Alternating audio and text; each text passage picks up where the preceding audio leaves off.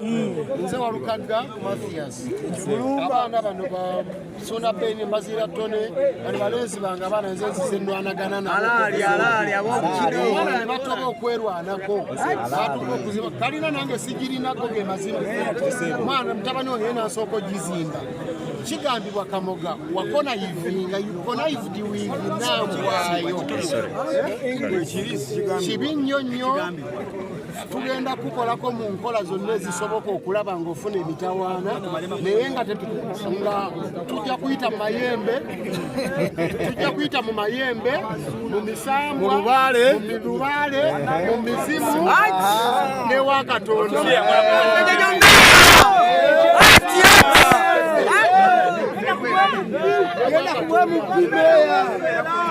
Twagala okwate kalina nga ko waguza omwana ono ettaka funa kyokola olabe ng'ennyumba yaffe etuddira ab'ebuddu emisambwa gy'ebuddu gyasomoka lwera gyonna tugenda kwekobaana abaafa ne gikyali emiwamu tujja kufuluusa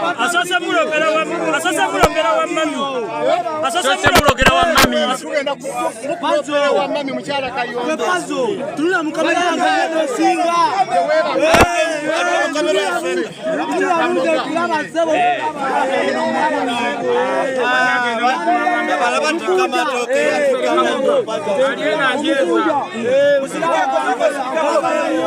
Nanzika Nyabo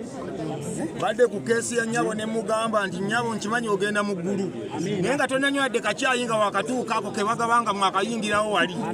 sooka oŋŋambire Mukama Katonda nti gyondesse olese njeera Kamoga njeeza Kamoga yakwata ekyapa kyange n'akigattako akayiringu akatalina kubeerako basudde yayimba agamba nti mubanjeezezza mulimu omuntu ono yenna mubasonerako gana amalogo ebigambo n'ennyimba nze ndi muvumu nnyo singa ndina mu ntaana gwe Kamoga nze ndiva ne mu ntaana n'engugumuka nzijuukira ebibi bye wankolako kumanina kusana tugamusabira Haji Kamoga ne Haji oba bamuwaliwo otabadde mmeri omulabyeko mu kuziika abaddewo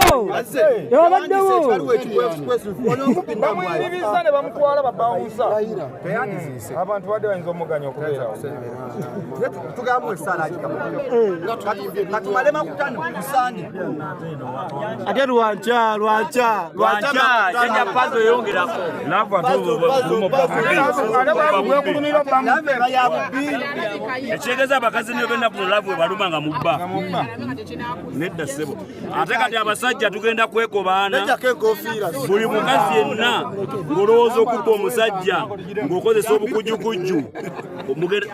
omugenda koma ku bbendi babuulira amazima bakome ku bbenyi okubba ate nga tugenda bijjayo be mwabba nange ngenda banyokereza eggumba ly'embizi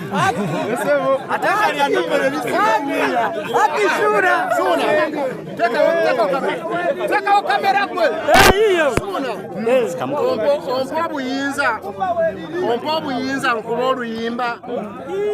nga luyitibwa Kamoga mbukuwadde kuba oluyimba nga baluyita Kamoga ate gwe tukumanyi gwe oluyimba nga luyitibwa Kamoga nga waliiridde omuntu mundago tasigala waggulu Kamoga tukuwadde omwezi gumu batagabana ku 2 na saawa tukuwadde omwezi gumu fe ab'e Masaka n'abaagala Sona Beni ng'omaze okutereeza ensonga eno gye weekobaanamu singa omwezi gunaggwako Kamoga mpozi sala amagezi nsange nga studio zonna wazikumyeko omuliro tewakyalyeko ogenda mukuba endongo genda kukuba endongo empadde studio yabwereere zengenda n'okuproduce oluyimbo zengenda okubeera producer waalwo twagala kalinaaya ne bwokyeza omuganda kuyimbira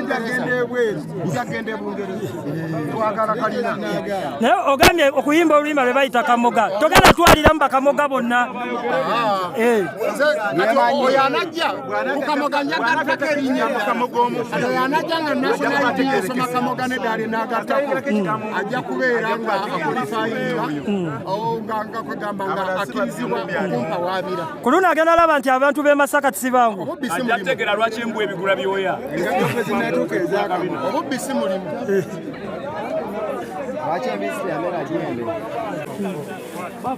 akakuba kakedde